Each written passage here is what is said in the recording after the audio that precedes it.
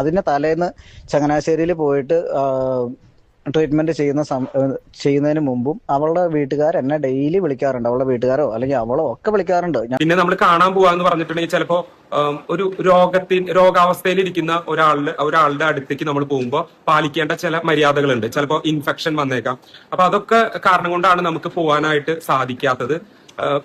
ആയാലും കിച്ചു ഇപ്പൊ കാണിക്കുന്നത് എന്തോ അത് വേണ്ട എന്ന് തോന്നുന്നു. കാരണം ആളൊരു അസുഖം പിടിച്ച് കിടക്കുകയാണ്. അപ്പൊ ഒരുപാട് ടെൻഷൻസ് നമ്മൾ കൊടുക്കാണ്ടിരിക്കുക, ആൾക്ക് ഹാപ്പി കൊടുക്കുക എന്നാണ്.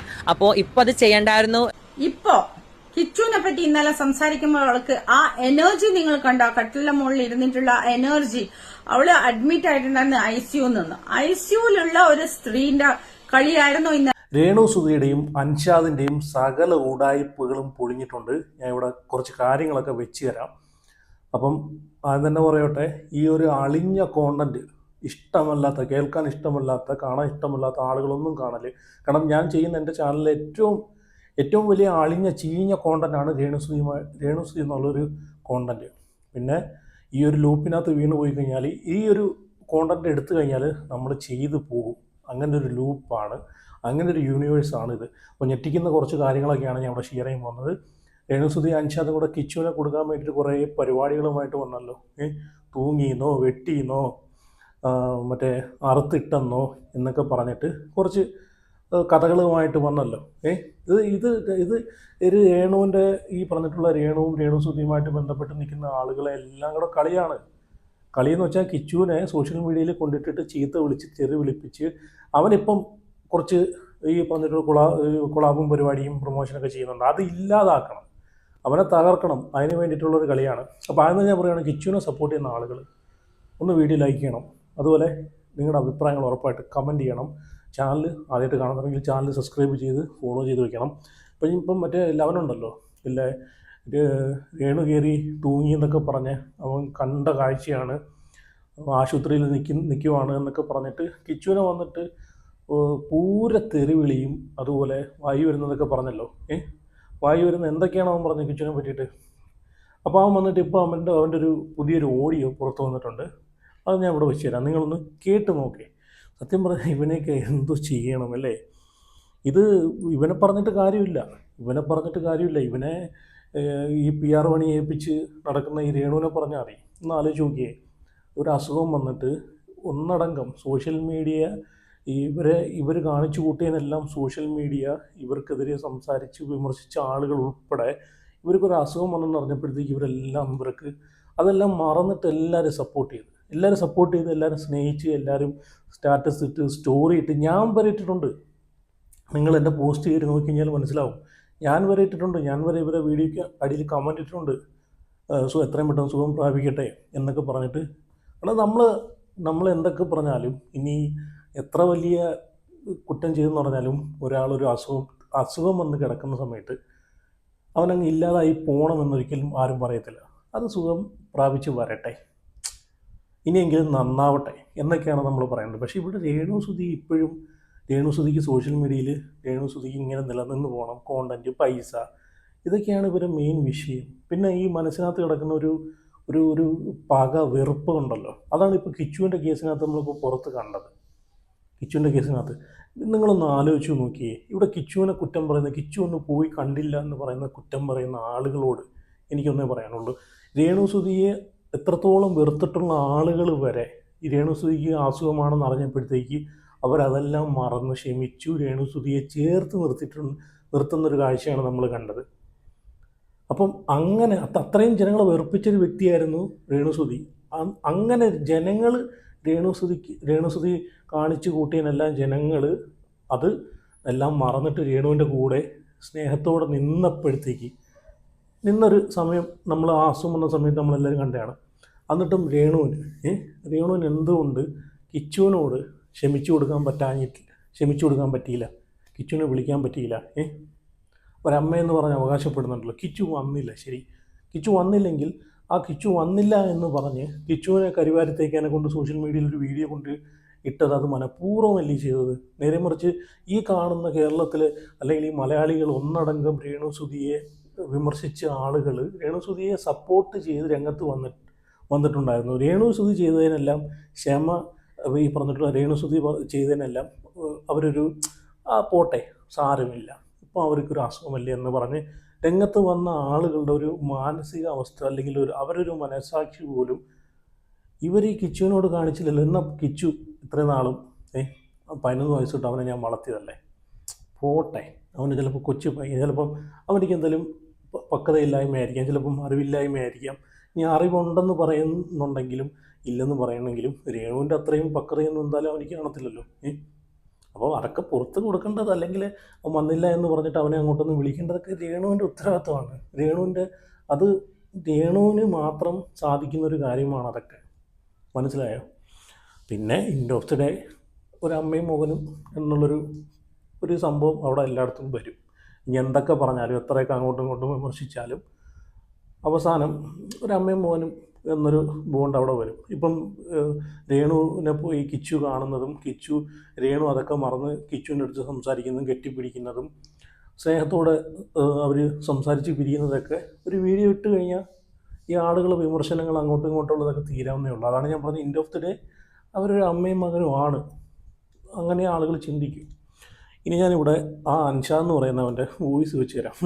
ആ ചങ്ങാതി ഞാൻ ഒന്നും പറയുന്നില്ല കേട്ടോ, ഞാനൊന്നും പറയുന്നില്ല, വേറൊന്നുമില്ല. എടാ നീ ഒന്നൊന്ന് ആലോചിച്ച് നോക്കടാ, നീ കാരണം ആ പയ്യനെ എത്ര ആളുകളാടാ സോഷ്യൽ മീഡിയയിൽ വന്നിട്ട് തെറി വിളിച്ചിട്ടുള്ളത്.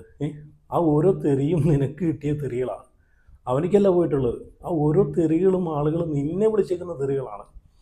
എന്തായാലും ഞാനത് വെച്ച് തരാം. അൻഷാദ് എന്ന് പറയുന്നത് നിങ്ങളൊന്ന് കേട്ടു നോക്കേ.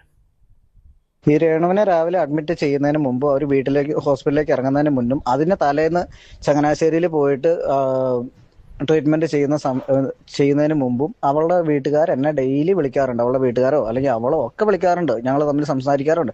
എനിക്കറിയായിരുന്നു, നിങ്ങൾ വേറെ വൈകി അറിഞ്ഞതിൽ ഞാൻ ഉത്തരവാദിയല്ല, എനിക്ക് നേരത്തെ അറിയാവുന്ന കാര്യമാണ്. അപ്പൊ ഞാൻ പറഞ്ഞതിലൊന്നും യാതൊരു എന്താ പറയാ, ഒരു തെറ്റായിട്ട് ഒരു കാര്യം ഞാൻ പറഞ്ഞായിട്ട് എനിക്ക് തോന്നുന്നില്ല. പിന്നെ നിങ്ങൾക്ക് പൊള്ളുകയാണെന്നുണ്ടെങ്കിൽ അതെന്റെ ഉത്തരവാദിത്വം അല്ല. ഞാൻ പറഞ്ഞല്ലോ, എനിക്ക് ഈ ഇൻസ്റ്റഗ്രാമിൽ നിന്ന് ഫേസ്ബുക്കിൽ നിന്നൊന്നും റീച്ച് ഉണ്ടാക്കിയിട്ട് പൈസ ഉണ്ടാക്കാനൊന്നും നടക്കുന്ന ആളല്ല ഞാൻ. എനിക്ക് അതിന്റെ ആവശ്യവും ഇല്ല. ഞാൻ നേരത്തെ അറിഞ്ഞത് തന്നെയാണ്, എന്റെ പോസ്റ്റ്, എന്റെ ഫോണ്, എന്റെ ID, അത് എന്റെ സ്വാതന്ത്ര്യമാണ്.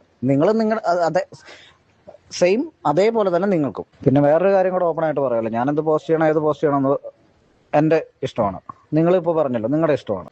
എന്താ പറയാ, നിങ്ങളെക്കാൾ മുന്നേ പരിചയപ്പെട്ട ആളാണ്. എനിക്ക് കറക്റ്റായിട്ട് അവളുടെ എല്ലാവിധ അപ്ഡേഷൻസും അറിയാം. എന്ത് കാര്യം ഉണ്ടായാലും അവള് ഫസ്റ്റ് ടൈം എന്നെ വിളിച്ചിട്ട് എല്ലാ കാര്യങ്ങളും പറയാറുണ്ട്. അത് അവള് മാത്രമല്ല, അവളുടെ വീട്ടുകാരടക്കം എല്ലാവരും. അവൻ പറഞ്ഞു കേട്ടല്ലോ, അവൻ പറയുന്നുണ്ട് എൻ്റെ ഫോണ്, എൻ്റെ ഇൻസ്റ്റഗ്രാം, എൻ്റെ ഫേസ്ബുക്ക് എന്ത് പോസ്റ്റ് ചെയ്യണമെന്ന് ഞാനത് തീരുമാനിക്കുന്നത്. അങ്ങനെ വഴിയെ പോകുന്നവരെ തോന്നിവാസം പറയാനും കള്ളങ്ങൾ പടച്ചുവിടാനും നിനക്ക് നിൻ്റെ അഭിപ്രായം പറയാടാ. നീ നിൻ്റെ അഭിപ്രായം പറഞ്ഞോ. രേണുവും അതുപോലെ കിച്ചുവുമായിട്ട് ബന്ധപ്പെട്ട വിഷയങ്ങൾ നമ്മൾ ചെയ്യുന്ന പോലെ ഒരു കോണ്ടൻ്റ് ആക്കി നീ റിയാക്ഷൻ ചെയ്തോ, കുഴപ്പമില്ല, അല്ലെ നിൻ്റെ അഭിപ്രായം പറഞ്ഞോ. പക്ഷേ ഇവിടെ നീ ചെയ്തതെന്ന് വെച്ച് കഴിഞ്ഞാൽ ആ ചെറുക്കനെ വെറുതെ വലിച്ചിട്ട് നീ ആ വീഡിയോയ്ക്കകത്ത് എന്തൊക്കെയാണ് നീ പറഞ്ഞത്. കിച്ചു എന്നൊരു ആ പയ്യനെ നീ എന്തൊക്കെയാണ് വിളിച്ചിട്ടുള്ളത്. അപ്പോൾ അതുകൊണ്ടാണ് ആളുകൾ നിന്നെ എടുത്തിട്ട് പൊങ്കാലയത്. നീ ആദ്യം ആ ഒരു കാര്യം മനസ്സിലാക്കുക. ഇനി ഞാനിവിടെ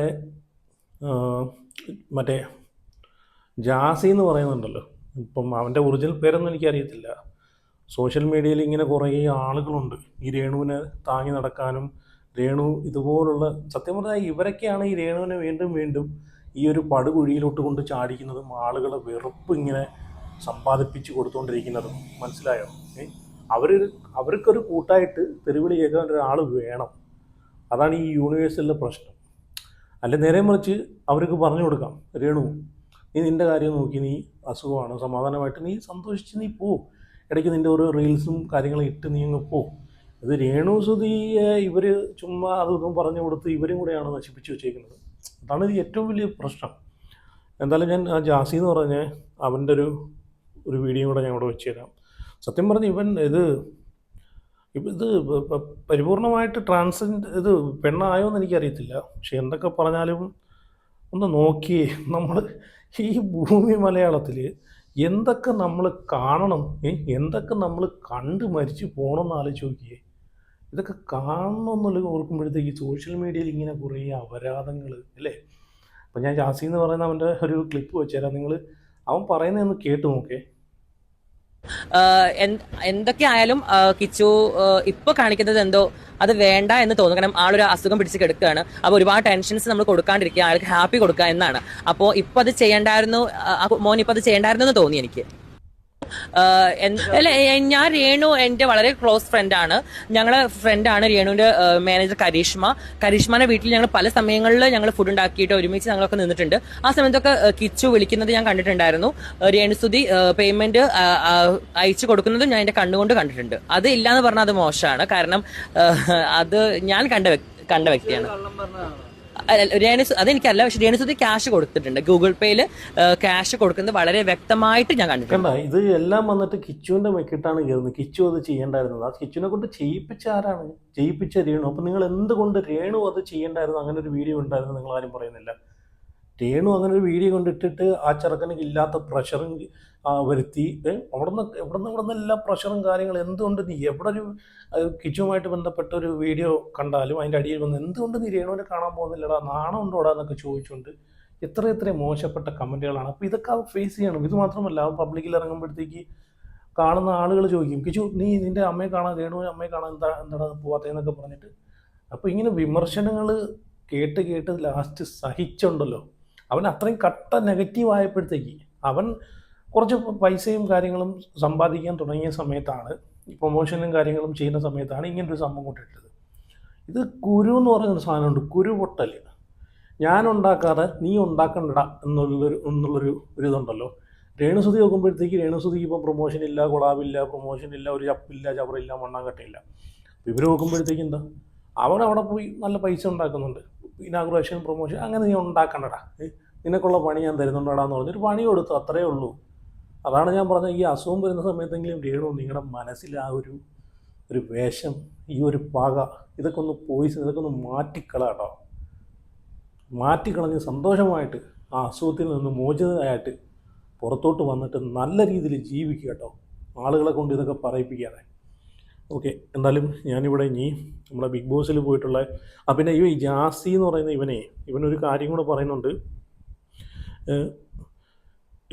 ഈ കിച്ചുവിന് രേണു പേയ്മെൻറ്റ് അയച്ചു കൊടുക്കുന്ന കാര്യം കൂടെ പറയുന്നുണ്ട്. ഞാനൊരു കാര്യം പറയട്ടെ, രേണു കിച്ചുവിന് പൈസ ഇനി എത്ര ലക്ഷം കൊടുത്തെന്ന് പറഞ്ഞാലും അതിനകത്ത് ഒന്നുമില്ല, അവർ കൊടുത്തേ വിട്ടു. കാരണം എന്താണെന്നറിയോ, ഈ സുധി എന്ന് പറയുന്നത് സുധിയുടെ മോനാണ് കിച്ചു, സ്വന്തം ബ്ലഡാണ്. ഈ കിച്ചുവും സുധിയും തമ്മിലുള്ള ബന്ധം പറയേണ്ട കാര്യമില്ലടാ ജാസി, തന്തയും മോനുമാണ്. ആ തന്തയുടെ പൈസ ഈ രേണുസുധിയുടെ കുടുംബക്കാരും ചേർന്നിട്ട് അയാളുണ്ടാക്കിയ ജീവിതകാലം മുഴുവൻ ഉണ്ടാക്കിയ പൈസ എല്ലാം ഊറ്റി അയാളൊരു കടക്കാരനാക്കിയിട്ടാണ് അയാൾ മരിച്ചു പോയത് അല്ലേ. ഒരു ഇൻ്റർവ്യൂ വരെ നമ്മൾ കണ്ടിട്ടുണ്ടായിരുന്നു, കടം കയറി മുടിഞ്ഞൊരവസ്ഥയിൽ. അപ്പം അയാൾ ഉണ്ടാക്കിയതെല്ലാം ചിലവാക്കിയത് രേണുവിൻ്റെ കുടുംബത്തിനും വേണ്ടിയിട്ടാണ് അല്ലേ. ഇതിനെല്ലാം കൂടെ തീറ്റിപ്പോറ്റലും. അപ്പം അത് അവകാശപ്പെട്ട പൈസ തന്നെ. രേണുസുധി ഇനി എത്ര ലക്ഷം കൊടുത്തെന്ന് പറഞ്ഞാലും അതിനകത്തൊരു പുണ്ണാക്കുമില്ല. അത് അതിനകത്തൊന്നും പറയാനും പറ്റത്തില്ല. കാരണം അതിൻ്റെ ഇരട്ടി കൊല്ലം സുധി അവർക്ക് ചെയ്തു കൊടുത്തിട്ടുണ്ട്. ഈ കിച്ചുവിൻ്റെ ഫാദറായിട്ടുള്ള കൊല്ലം സുധി ചെയ്തു കൊടുത്തിട്ടുണ്ട്, മനസ്സിലായോ. അല്ലാതെ കുറേ നക്കാപ്പിച്ച 2 ലക്ഷം 3 ലക്ഷം കൊടുത്തെന്ന് പറഞ്ഞിട്ട് അത് വലിയ സംഭവമായിട്ടൊന്നും ഇങ്ങനെ സംസാരിക്കല്ലേ. ഓക്കെ, ഇനി ഞാനിവിടെ ബിഗ് ബോസിൽ പോയിട്ടുള്ള അനീഷിൻ്റെ ഒരു വീഡിയോ വെച്ച് തരാം. പുള്ളി നല്ലൊരു മനുഷ്യനാണോ, വേറൊന്നുമല്ല. പുള്ളി ബിഗ് ബോസ് കഴിഞ്ഞാലും പുള്ളി മാന്യമായിട്ട് വന്ന് പുള്ളിയുമായിട്ട് ബന്ധപ്പെട്ട കാര്യങ്ങളൊക്കെ സംസാരിച്ച് പോകുന്നതല്ലാതെ ആളുകളെ വെറുപ്പിക്കുന്നൊരു പരിപാടിയില്ല. ഞാൻ ഇവിടെ വെച്ച് തരാം. നല്ലൊരു മനുഷ്യൻ തന്നെ കേട്ടോ. അപ്പം ഇതുപോലെ ഈ അനീഷ് ഇപ്പോൾ ഞാൻ വെച്ച് തരാം. അനീഷ് പറഞ്ഞതുപോലെ തന്നെയാണ് എല്ലാവരും രേണുസുധിക്ക് ഇങ്ങനെ ഒരു അസുഖമായിട്ട് രേണുസുധി ട്രീറ്റ്മെൻറ്റുമായിട്ട് പോകുന്ന സമയത്ത് എല്ലാവരും ഇതുപോലെ തന്നെയാണ്. അനീഷ് പറഞ്ഞതുപോലെ എല്ലാവരും അവർക്ക് ഈ പറഞ്ഞിട്ടുള്ള ഒരു അസുഖം ഭേദമാക്കിയിട്ട് വീണ്ടും വരട്ടെ, നല്ല കാര്യങ്ങൾക്ക് വേണ്ടിയിട്ട് സോഷ്യൽ മീഡിയ ഉപയോഗിക്കട്ടെ എന്ന് എല്ലാവരും പ്രാർത്ഥിച്ചാണ്. പിന്നെ ഈ രേണുസുധി മാത്രമല്ല, ഈ ലോകത്ത് അസുഖങ്ങൾ കൊണ്ട് ബുദ്ധിമുട്ടുന്ന രേണുസുധീനെ പോലെ ഒരുപാട് ആളുകൾ, അത്രയും രേണുസുധിയുടെ അത്രയും പോലും സാമ്പത്തിക ശേഷി ഇല്ലാതെ ബുദ്ധിമുട്ടുന്ന ഒരുപാട് ആളുകൾ പല അസുഖങ്ങൾ കൊണ്ടിട്ട് കഷ്ടപ്പെടുന്നുണ്ട്, മനസ്സിലായോ. രേണുസുധിയുടെ ഇത്രയും പ്രിവിലേജും അല്ലെങ്കിൽ ഇത്രയും വരുമാനവും ഇതൊന്നും ഇല്ലാത്ത ആളുകൾ, റീച്ചില്ലാത്ത ആളുകൾ, അവരെയൊക്കെ വല്ലപ്പോഴും പോയി RCCയിലേക്ക് പോയി കണ്ടു കഴിയുമ്പോഴത്തേക്കും നിങ്ങൾ പറയും രേണുസുധി ഒന്നുമല്ലെന്ന്, മനസ്സിലായോ. അപ്പോൾ എന്തായാലും അത്രയൊന്നും ഇല്ലല്ലോ. ഉണ്ടെങ്കിൽ അവർക്ക് സാമ്പത്തികമായിട്ട് അവരൊരു വീഡിയോ ഇട്ടാൽ തന്നെ അവർക്ക് രേണുവിനെ സഹായിക്കാൻ ഒരുപാട് ആളുകൾ കാണും. ഇതൊന്നും ഇല്ലാത്ത ഒരുപാട് ആളുകളുണ്ട്. ഈ കമൻ്റ് ഇട്ട് കുരുപൊട്ടുന്ന ആളുകളോടാണ് ഞാൻ പറഞ്ഞത്. അപ്പോൾ ഇതിൻ്റെ അടിയിൽ വന്നിട്ട് ഒരുപാട് ആളുകൾ എന്നെ വായി വരുമെന്ന് പറഞ്ഞേക്കാം. എന്നാലും കുഴപ്പമില്ല, ഉള്ളതുപോലെ പറയും, അത് വേറെ കാര്യം. അനീഷ് പറയുന്നതും കൂടെ നിങ്ങൾ കേട്ടു നോക്കുക. അതിനുശേഷം ഞാനൊരു യുവതിയുടെ ഒരു വീഡിയോ വെച്ച് തരാം. കറക്റ്റ് കാര്യമാണ് ആ യുവതി പറയുന്നത്, കറക്റ്റ് കാര്യം തന്നെ കേട്ടോ. നിങ്ങൾ അതും കൂടെ കേട്ടു നോക്കണേ. എന്നിട്ട് നിങ്ങളുടെ അഭിപ്രായം നിങ്ങൾ കമൻറ്റ് ചെയ്യുക. അതുപോലെ വീഡിയോ ലൈക്ക് ചെയ്ത്, ചാനൽ ആദ്യമായിട്ട് കാണുന്നുണ്ടെങ്കിൽ ചാനലും കൂടെ സബ്സ്ക്രൈബ് ചെയ്ത് ഫോളോ ചെയ്ത് വെക്കണം. സുധി ഉറപ്പായിട്ടും വിളിച്ചിരുന്നു. എനിക്ക് മുന്നേ കോണ്ടാക്ട് ഉള്ള ഒരാളാണ് രേണു സുധി. അപ്പോ രേണുവിന് ഇങ്ങനെ ഒരു അവസ്ഥ ഉണ്ടായതിൽ ഒരുപാട് വിഷമമുണ്ട്. അതിനുശേഷം ഇപ്പൊ അടുത്തുകൂടെ വിളിച്ചിരുന്നു. പിന്നെ നമ്മൾ കാണാൻ പോവാന്ന് പറഞ്ഞിട്ടുണ്ടെങ്കിൽ ചിലപ്പോ ഒരു രോഗാവസ്ഥയിലിരിക്കുന്ന ഒരാളുടെ അടുത്തേക്ക് നമ്മൾ പോകുമ്പോൾ പാലിക്കേണ്ട ചില മര്യാദകളുണ്ട്. ചിലപ്പോ ഇൻഫെക്ഷൻ വന്നേക്കാം. അപ്പൊ അതൊക്കെ കാരണം കൊണ്ടാണ് നമുക്ക് പോകാനായിട്ട് സാധിക്കാത്തത്. തീർച്ചയായിട്ടും വീഡിയോ കോളിലൂടെയും അതുപോലെ കോളൊക്കെ ചെയ്ത് സംസാരിക്കാറുണ്ട്. പെട്ടെന്ന് തന്നെ രോഗം മാറിയിട്ട് പഴയ രേണുവായിട്ട് തിരിച്ചു വരുന്ന നമുക്ക് പ്രതീക്ഷിക്കാം. ഉറപ്പായിട്ടും മറ്റേ യുവതിയുടെ വീഡിയോ വെക്കുന്നതിന് മുമ്പ് രേണുവിന്റെ ഒരു പോസ്റ്റ് കൂടെ ഞാനിവിടെ വായിക്കാം. മറ്റേ തൂങ്ങിയതുമായിട്ട് ബന്ധപ്പെട്ട് ഒരുത്തൻ്റെയും വീഡിയോ